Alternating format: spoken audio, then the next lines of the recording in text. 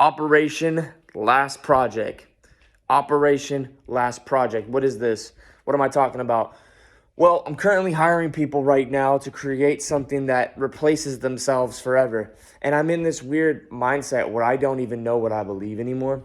So, like, for forever, I've always said, humans having, a huge band of humans, a huge group, community of humans is the strongest thing that you can have, and this and that and the other. But these days, I don't even know what I believe because I'll be talking to someone. I'm like, am I even talking to a human? I'm watching a video. I'm like, is that an AI? I'm looking at my dog and I'm like, I'll literally look at her and I'll be like, are you AI? Like, I'm biological intelligence, so I was created by something, and I'm, something that I consider a god, right? Or whatever. But that god probably has a god too, and it's just like, we worry about solar flares turning off technology and AI, and so we want to have a band of humans that we can band with together.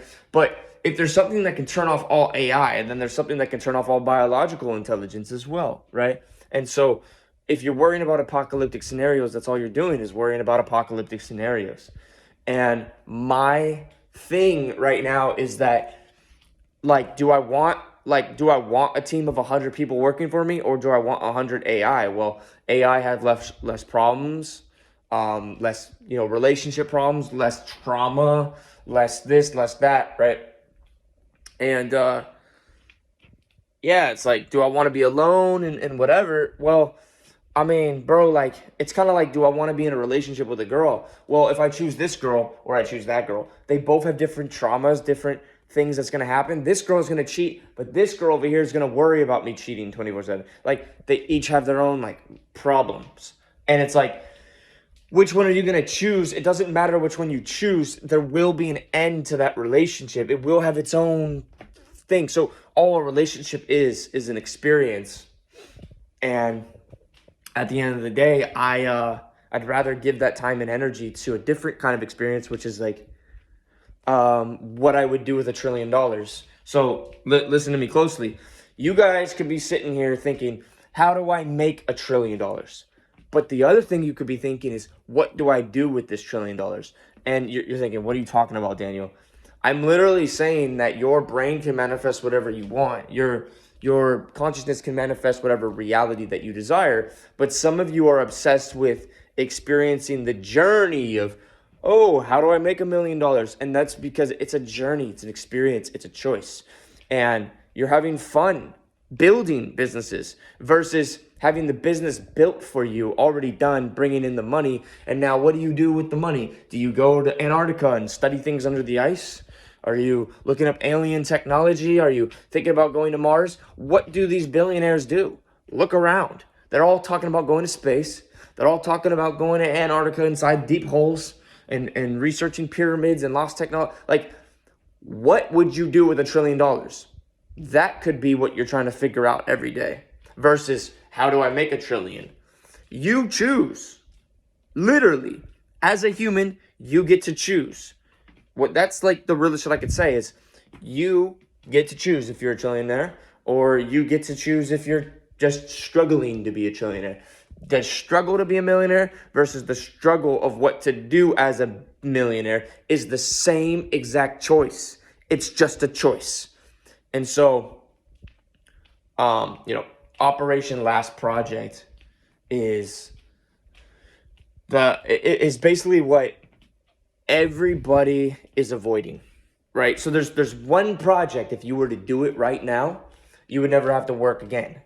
There's one project that you are avoiding and you are dancing around it because you are afraid of success. You're comfortable in the struggling entrepreneur identity cap that you put on your head, right? So with all that being said, I will also give you another caveat. The last project is already done, if you decide it is. So some of you haven't even decided that there is a last project for you.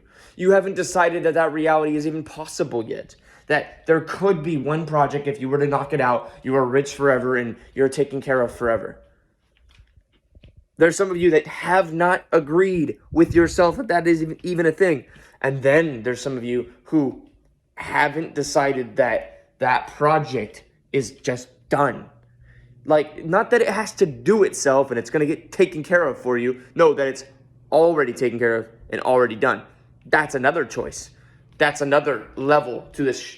The main thing, and I'll explain this in a way that I can understand, is we call something a singularity because we don't understand what's going to happen after the singularity happens, the quote-unquote singularity, right? But to me, just like we call the apocalypse the end of the world, and it represents an end, the singularity represents also something that can happen in our life. An apocalypse in your life could be like you die in a car accident. That's an apocalypse, right? It's a very personal one, right? It's not a shared one. But same thing with the singularity. The singularity, oh my God, super intelligent and everything's going to be thinking for itself and smarter than humans and this and that, and we don't know what's going to happen. That's a shared singularity.